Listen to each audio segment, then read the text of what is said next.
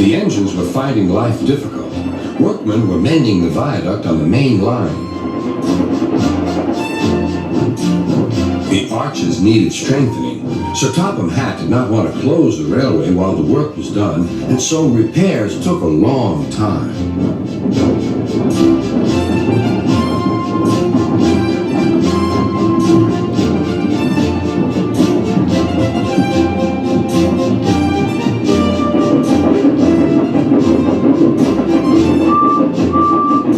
The engines had to take great care when crossing the viaduct, and the delay often made them late on their journey to the junction, where they knew Thomas would be ready to collect his passengers.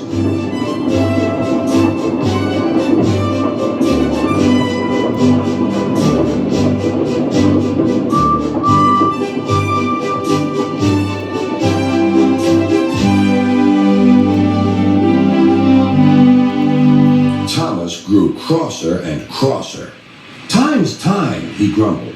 "Why should I keep my passengers waiting while Henry and James dawdle about all day on viaducts?" "Don't blame me," snorted Henry. "If we hurried across the viaduct, it might collapse, and then you'd have no passengers at all. What would you do then?" "Run my train on time, for one thing," retorted Thomas.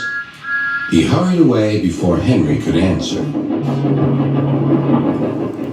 Bertie was impatient too. It was time to arrive just after Thomas. His passengers found that instead of going straight from the bus to their train, they were kept waiting till Thomas arrived. Soon Bertie grew cross with Thomas. "Late again," he remarked, as Thomas panted wearily in.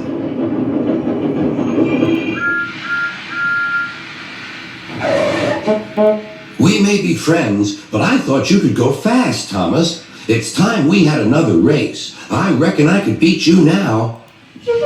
Thomas let off steam loudly. "Rubbish!" he hissed fiercely. "It's those main line engines. They dither about on the viaduct, and they blame Sir Topham Hatt's workmen. It's just an excuse for laziness, if you ask me."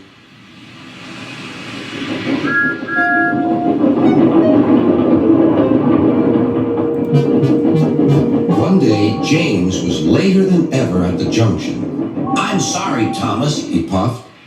"I was held up at the station, and the viaduct made it worse." "It's lucky for you I'm a guaranteed connection," grumbled Thomas. Before James could answer, he puffed importantly away. Come along," he panted to the coaches.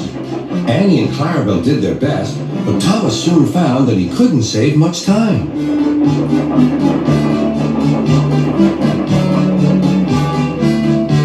Suddenly, Thomas saw Bertie ahead. His radiator was steaming. "What's the matter?" asked Thomas. "You should be at the station by now. You're late." "I feel dreadful," moaned Bertie. "All upset inside, and driver says he can't make me better." "Thank goodness you're late too. Can you take my passengers, please? They'll never get home otherwise." "Of course," agreed Thomas. He now felt sorry for Bertie and promised to get help at the next station. Thomas set off again.